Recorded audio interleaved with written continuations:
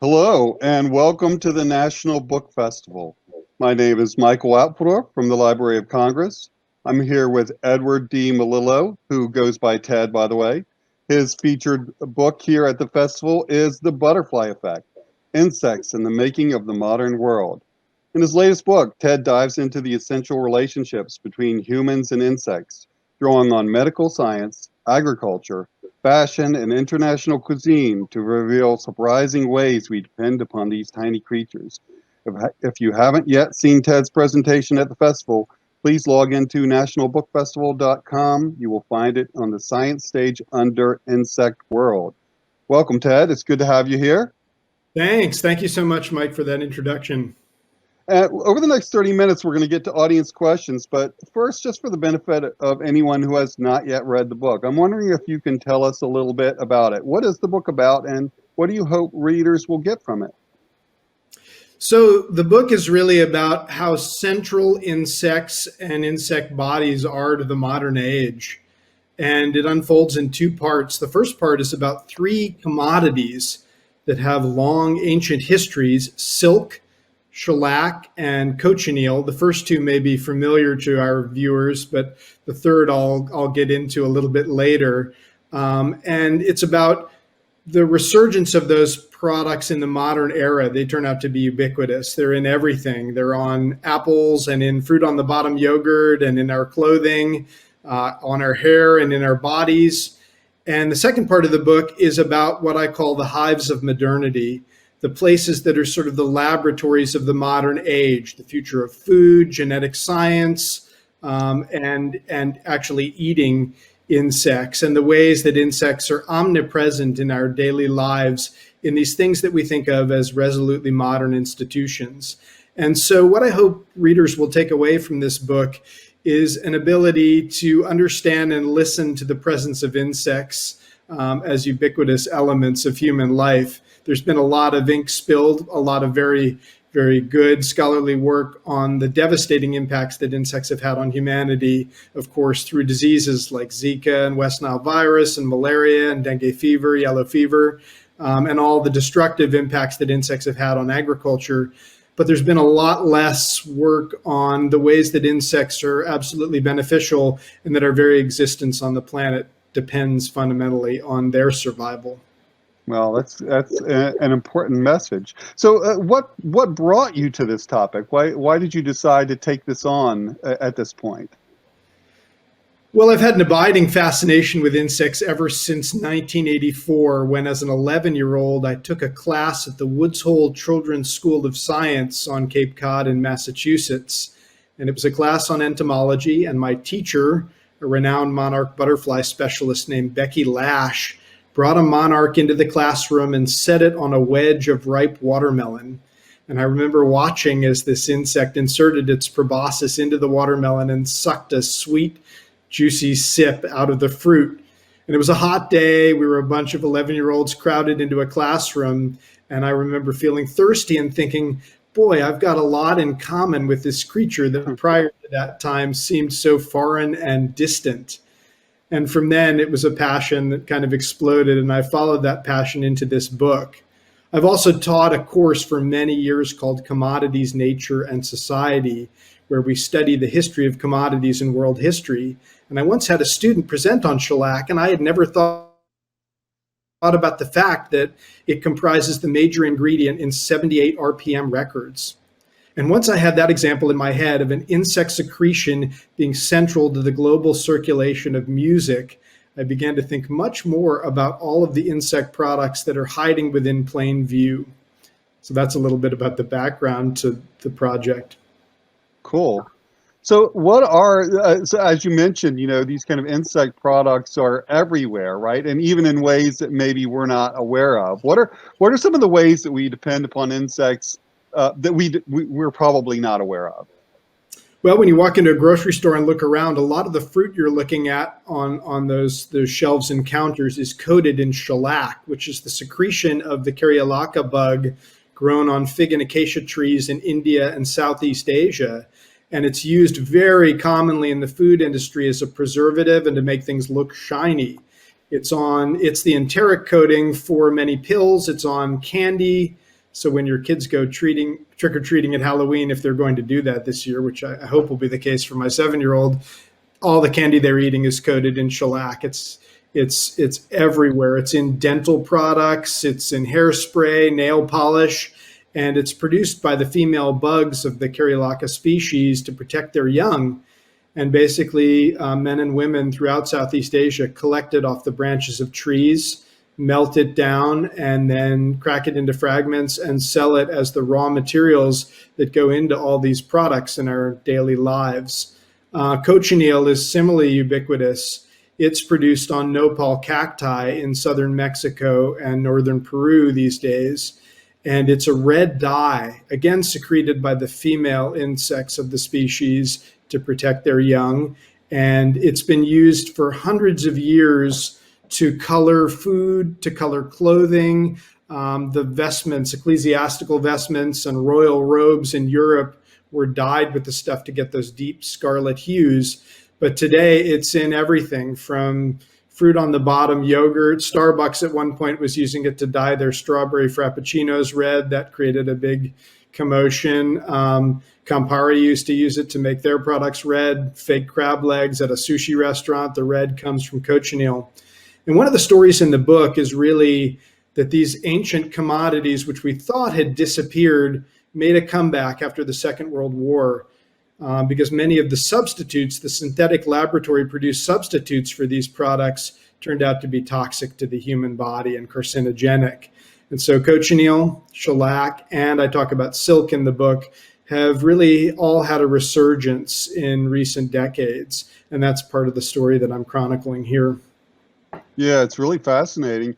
And one of the cool things is not only do you talk about the insects, but you really talk a lot about it's a history book too, right? It's science and history. So you talk about the people involved, right? And whether it's, you mentioned the people who raise insects or the people who study it, the scientists who study insects.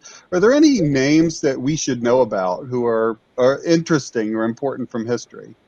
Absolutely. I'm a historian by training, although my dad's an ecologist. So I've been fortunate to do many, many years of ecological field work in northern Sweden, China, the Harvard forest here in western Massachusetts. And so I try to intertwine the two limbs of the family tree. My mother is an English teacher and a historian. And so for me, environmental history is the logical outcome of my DNA being intertwined there.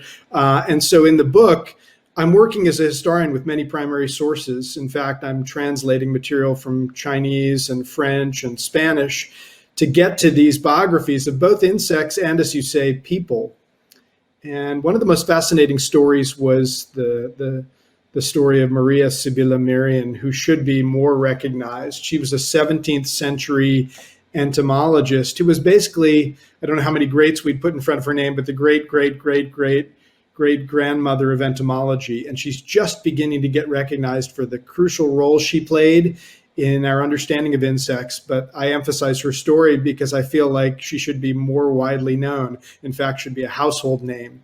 She and her daughter in 1699 got on a ship and traveled by themselves to Suriname, the Dutch colony of Suriname in South America. It was a brutal slave colony at the time, but they went ostensibly to look at and paint insects. And they did these marvelous, elaborate color paintings of many creatures, mostly insects. And they brought all these back to Europe after 3 years, and her illustrations revolutionized European understandings of the insect world for two big reasons. She put these insects in context, in their ecological context, showing the host plants on which they lived, and she showed all the stages of their life cycles. And those were remarkable innovations for the day. Most people understood the stages of an insect's life cycle as completely separate organisms, and they didn't know anything about the context in which insect grew and lived. And so Maria Sibylla Merian is one of the many people I profile in the book who should be more widely recognized for their role in enhancing our understanding of six-legged creatures. Cool. Well, hopefully your book will help her achieve the recognition she deserves. It sounds like she was very groundbreaking, in scientific, research and sort of expression. Hers was just to quickly follow up. Sure. Hers was the first genuinely scientific expedition to the Americas by a European. Everything else had been obviously motivated by conquest and commerce, but she sold 225 of her own personal paintings, got on a ship with her daughter, and sailed across the Atlantic. Yeah.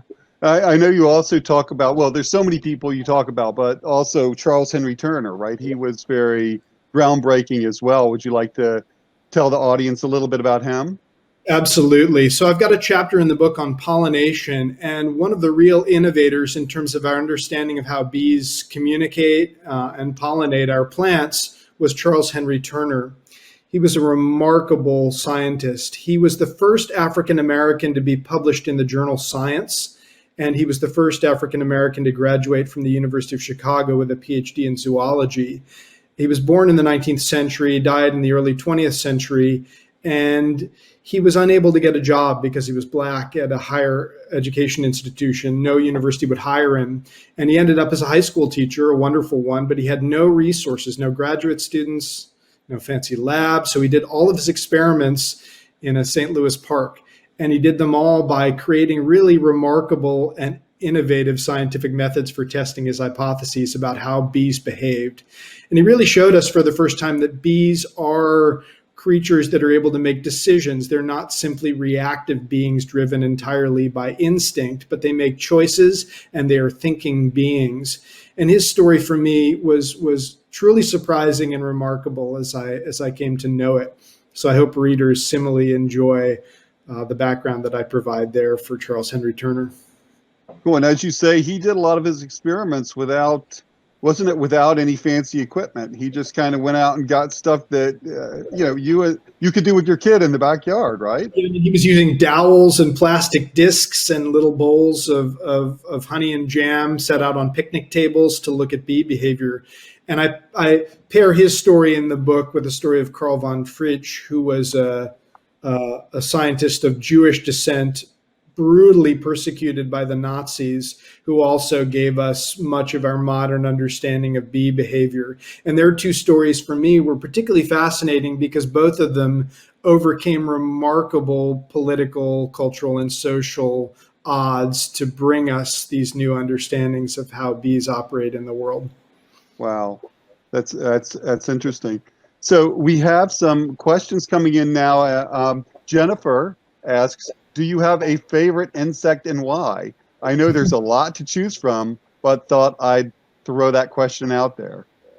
Well, I have a 7-year-old son, and we've been having fun with crickets. The house cricket I'd probably list up there as one of my favorites.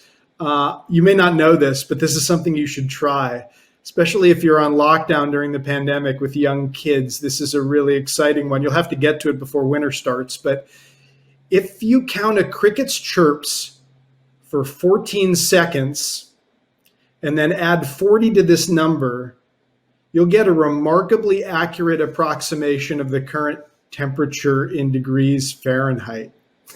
This was a real revelation for us. We tried it, and every time we were within 1 or 2 degrees of the temperature that was reading on the porch thermometer.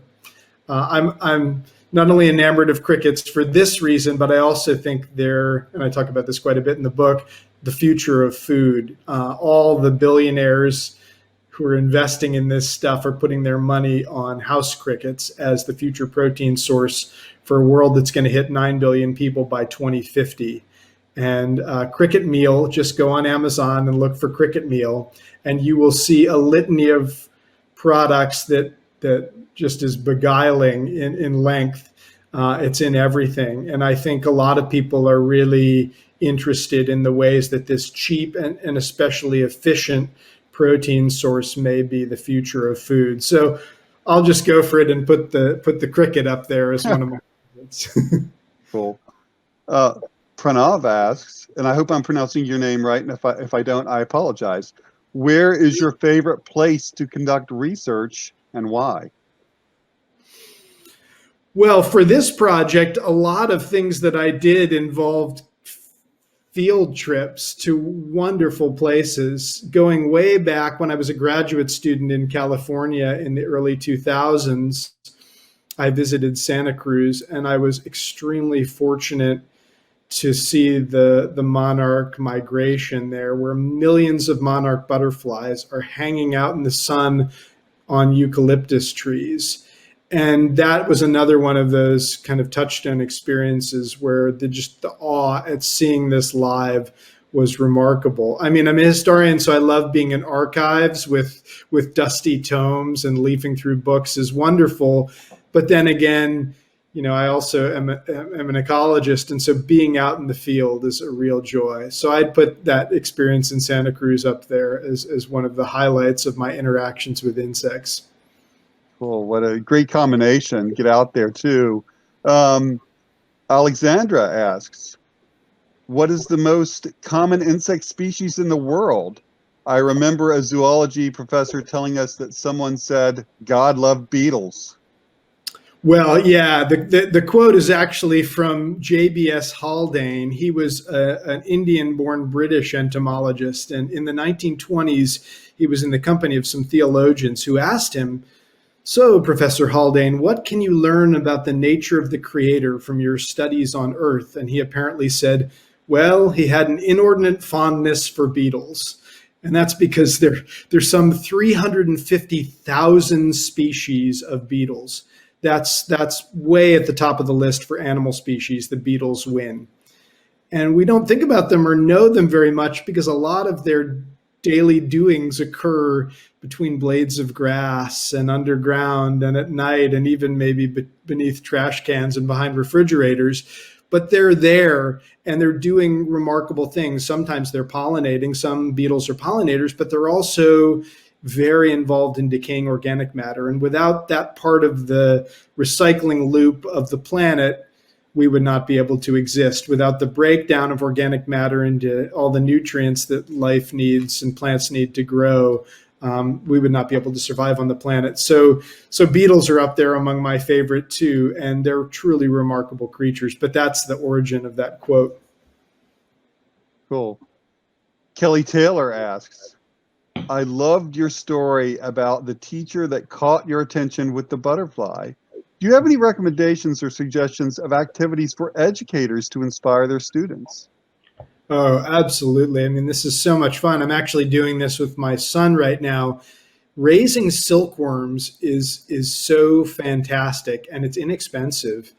I spent about $19 the other day ordering silkworms online, and they just arrived in a box. There was a petri dish with about 200 eggs in it, and we're beginning to raise them. And it's simple, but it's enthralling. A silkworm's body weight increases 10,000 times during its 4 to 6 week life. So students get to see, or kids get to see in real time, a creature growing remarkably quickly by only eating mulberry leaves, which is what silkworms dine on. And then you get to see this thing come to adulthood, spin its cocoon, and in this case, turn into a moth. In sericulture, in real silk production, the moth is often killed when the cocoon is dumped in boiling water to then extract the thread.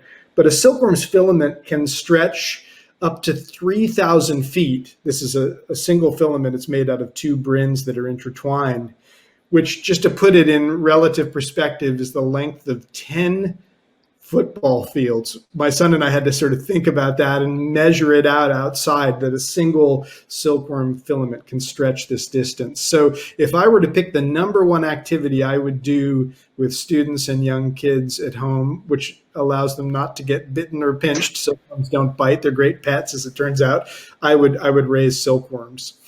I got to try that with my kids too. That sounds fun, actually. And it's neat. They're learning about science, but also you can, well, of course, you'll give your son this rich history, right? This kind of ancient practice as well.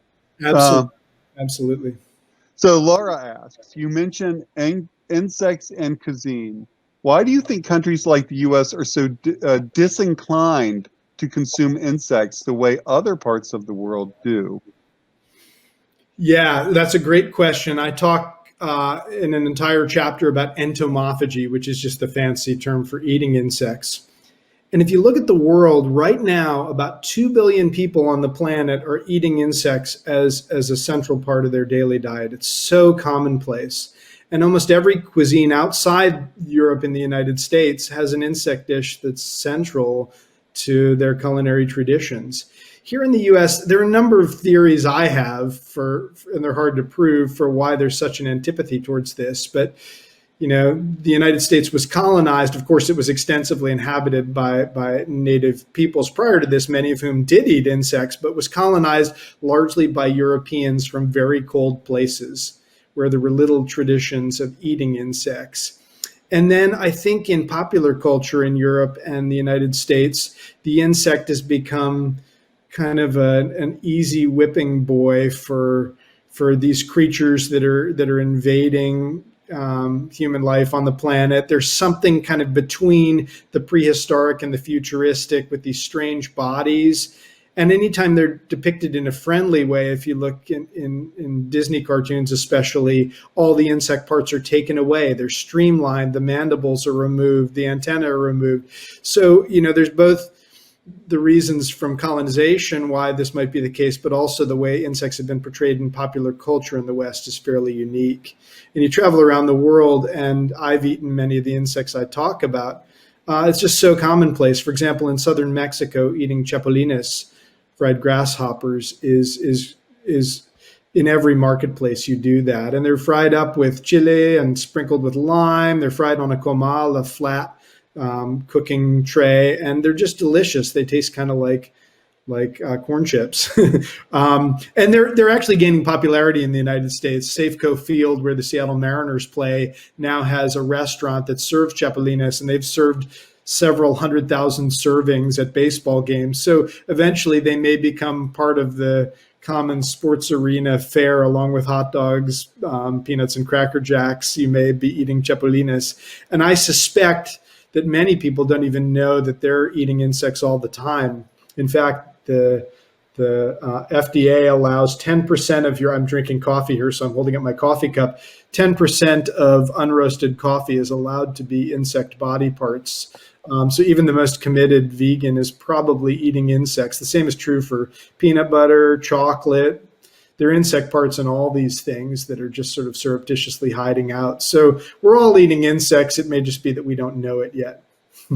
Now, by the way, do those insect parts get in there just kind of by accident as you're harvesting, say, coffee beans or what have you? It just gets in there and it gets ground up, or is it sort of intentional to sort of beef it up? No. I mean, they're just living on everything. I'll give you one statistic, and again, this is a fun thing you can do with your kids when you're at home during the pandemic. Is write out this number. Entomologists estimate that there are 10 quintillion insects alive on the planet at every moment. That's 10 followed by 18 zeros. And my son and I wrote it out, and we had to sort of snake around the page to get all those zeros in. With that many insects alive on all the planetary biomass, you can imagine when somebody's harvesting something like coffee or peanuts, insect parts are just going to get into those things, because insects are really everywhere at all times. A scientist named Michelle Troutwine did a study, she's based in San Francisco, where they went around the world looking at all sorts of houses, from Paris apartments to shacks in the high Andes, and insects were just omnipresent. There were insects everywhere. You may not like that. That may make you squirm a bit, but they're all around us at all times, and we may just have to get over it and get accustomed to that fact and actually start to see the ways in which without them we'd be in real trouble. 1 in every 3 bites of food that the average person on the planet takes was pollinated by an insect. And you wouldn't have your morning coffee, your tea, watermelons, broccoli, almonds, everything without insects. Wow. So I want to get to Gianna's question. Gianna asks about your writing process. What is your writing process? Do you have a routine? That's a great question. I try to teach this to my students, and it's very difficult because it can be so idiosyncratic. But I think the most important thing is to write every day. Writing has to be as commonplace to your life as eating. I don't happen to be a person who uses outlines. I love to just sit down at the computer and put everything that's in my head right on the page, and then I whittle away and adjust. And I have a lot of fun doing that. I enjoy it very much. In terms of the research, It's difficult because as a full-time college professor, we've got a lot of demands on our time, and I'm teaching at a school where there's a heavy investment in the close colloquy between students and their professors. But when I do get the time off during winters and summers, I try to be in archives and in the field as much as possible. And unfortunately, that's not as possible now during the pandemic. But in past years, and I hope in future years, I've been able to bring students with me to my research sites and get them involved in the research process. And so marrying the research and the writing is the most exciting part, when you get to take all that work you've been doing and put it on the page. I also happen to have a fantastic editor named John Siegel at Knopf, who just makes writing such a joy. He's remarkable to work with. So that helps the writing process a lot. Cool. Rebecca Jordan, who is apparently a former student. Hey, Rebecca. Has another writing question. What are you working on next? Yeah, so my next book is actually about Herman Melville and Moby Dick, and it's about the making of the great American novel, which of course I consider Moby Dick to be. I'm reading Moby Dick as one of my sort of lockdown pandemic books, and I've been really fascinated by the way that it disappeared. It only sold about 3,000 copies during Melville's lifetime. He ended his life as a customs inspector in New York with very little fame. And then the book was recovered after the First World War. And I want to tell the story both of that redemption and of Melville's experience as a castaway in the Pacific. I'm a historian who works in particular on the Pacific world, the peoples, ecosystems, and cultures of the Pacific Ocean. And so I'm interested in following Melville and the book throughout its Pacific itinerary. So that's going to be the next project, and I'm enjoying working on that already. Cool. Back to the food topic. Amelia asks that what is your favorite insect you have ever eaten? And I'm going to combine that with Gianna's question. Have you ever eaten a scorpion lollipop? Okay, I've never had the scorpion lollipop. I've heard a lot about them, so at some point I might try that. Although, I'm not as interested in trying things for the pure sort of fear factor intrigue. I'm more fascinated by trying them in their cultural context to see how they're situated vis-a-vis all the other foods that you might eat as part of the cultural experience. I've eaten bandongi, which are fried silkworm pupae. Sometimes they're steamed in Koreatown in San Francisco. I had a styrofoam cup full, and you eat them with a little toothpick, and they're a snack food. Those were intriguing, I'll just say, as a sort of more neutral way to describe them. They taste like a combination between a shrimp and a peanut is the best way to describe it. I found those less favorable on my palate than chapulines, which I ate when I was in Mexico in 1993 and really enjoyed. I mean, they're so tasty, and they just taste crunchy, and they're coated in all these wonderful things, chiles and sometimes chocolate powder, and sometimes there's a dash of lime sprinkled on them. I'd put those up there as among my favorites. I've also had zazamushi, which are in Japanese cuisine, the harvested larvae from riverbeds. And they were great, actually. They're really, really mild and savory and don't taste at all like you'd expect insect larvae to taste. Beyond that, there are a few more intriguing stories, but I want to make sure we get in at least another question before our time is up, so you can read the book and find out more. Yes, we have time for one or two more questions. A good conversation. Beth asks an important question. I think you do talk about declining insect populations. So she says, how are pesticides and insecticides affecting insects? Your numbers give me hope that maybe they're doing okay. Well, yeah, unfortunately, 40% of insect species are in decline and a third are endangered. And you're right that pesticides and insecticides are a large part of that story. One of the real problems is the use of neonicotinoids, which are compounds that mimic nicotine, which of course naturally occurs in plants like tobacco. It's a defense mechanism for the plant. But farmers in the 20th century started applying huge amounts of neonicotinoids to their crops, in part because there was so much corporate promotion for that particular pesticide. And those have been killing off bees at alarming rates. We've been looking into this phenomenon discovered in 2002 called colony collapse disorder, where whole bee colonies have massive 90% population declines. And this is a huge issue because so many crops, as I talk about in the book, are dependent upon bees for being pollinated. All of California's almond crop, which is just massive, depends on 31 billion honeybees brought to the state on the backs of trucks in crates every year to pollinate the groves of almonds in Central California. It's the United States' seventh most important agricultural export, almonds are, and without bees, there won't be any almonds. And so colony collapse disorder and its relationship to pesticides is still scientifically controversial. There are other causes, climate change, a parasite named Varroa destructor. I love that name in particular. But pesticides are certainly a big part of the story, and we're beginning to understand more about how regulating the use of those may be essential to ensuring the survival of so many insect species. Well, that's an important message, and I wish we could keep talking. This is a fascinating conversation. Unfortunately, the half an hour flew. We are out of time, but I want to thank you, Ted, for sharing your time with us so generously. Thank you. Sure, and thanks everyone in the audience. We've been speaking with Edward Melillo, whose latest book is The Butterfly Effect: Insects and the Making of the Modern World. And hopefully you're motivated now to pick up a copy. You can find his presentation on the science stage of the National Book Festival at nationalbookfestival.com.